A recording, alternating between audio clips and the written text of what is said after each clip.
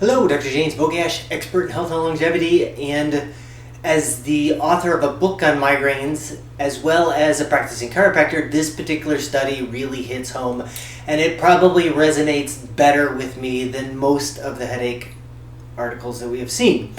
And it has everything to do, so first of all, let me start out, and one of the biggest mistakes I think we make is misclassification of headaches, and this happens across the board. Happens by patients, it happens by neurologists, it happens by primary care doctors, and I think that's because if somebody has what I would consider a structural type headache, then if somebody's not touching their neck, you can't really rule that in or out. So I have a lot of patients come in that say they have a migraine headache, and they really do not have a migraine headache. They have what I would refer to as a structural. But just for clarification, there are basically three large categories of headaches. There's hundreds of categories, but the primary headaches, which encompass some 98% of headaches, are your migraine headaches, tension type headaches, trigeminal headaches, and other classification.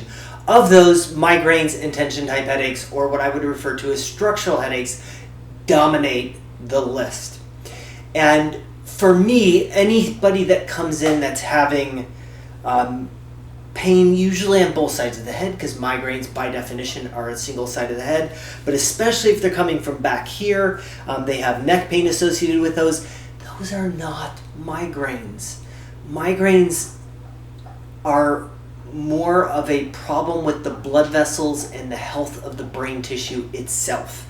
Those are not going to be helped by adjusting, by exercises, by Botox is not going to help with migraines, true migraines. It will help with structural type headaches. And again, everybody goes in for their Botox for the migraines, but I've never seen anything that suggests that Botox could have an effect on the blood vessels. I'm always willing to look at additional research, but I think those people who respond to Botox have been misclassified. And so there's been lots of studies on things like exercise, on things like chiropractic manipulation, but one of the things I've always said is that, one of the reasons I'm holding this little piece of instrument, is that we need to address the soft tissues. Just getting adjusted or just having the soft tissue work done is not going to be enough. I firmly, strongly believe, given almost 25 years of practice and treating hundreds of headache patients successfully, many of them with full resolution, that you have to address the soft tissues and the joints via adjusting. If you're not doing both, you're not doing everything possible to address those headaches. So, in this particular study, researchers looked at 45 females, followed them for 5 weeks. 15 of them were control group. 15 of them were occipital or transcutaneal occipital nerve stimulation. So think of like a TENS unit applied across here. I have a hard time envisioning that because you need a good surface attachment, which my head, you could probably get those electrodes to stick.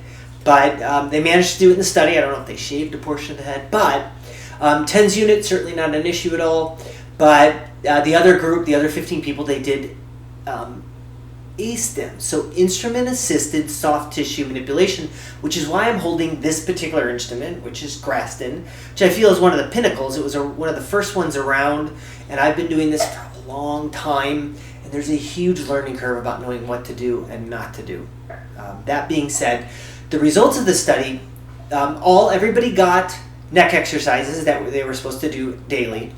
The transcutaneous group were treated 3 times a week for the 5 weeks, and the iStim group went twice a week for 5 weeks. And the results were similar between the transcutaneous nerve stimulation and the iStim in that they had decreased scores on certain measures for headaches. Both sleep, quality of life was less impacted, but the results were positive for something that had no downside other than the time. All things being equal, getting treated twice a week versus 3 times a week The twice a week certainly is a lesser intervention to have the same outcome. And I do firmly believe that if we add the manipulation component, that those results would be stellar above and beyond, because that's what I see in my office. So if you have been diagnosed with migraines or tension type headaches and you have not seen a chiropractor that does soft tissue work, I firmly believe you have not done everything that you can do to address these. It is very rare that somebody with these types of headaches will actually not get almost complete resolution. Migraine headaches are a different story. Those require lifestyle changes, and it doesn't matter how well we work on these. It's not going to matter if somebody's smoking, if they're pre-diabetic, if they're not exercising, if they're stressed out. So and the other thing is that there's a lot of bleeding over. So somebody may have a structural type headache that triggers a migraine headache. Migraine sufferers generally have neck pain.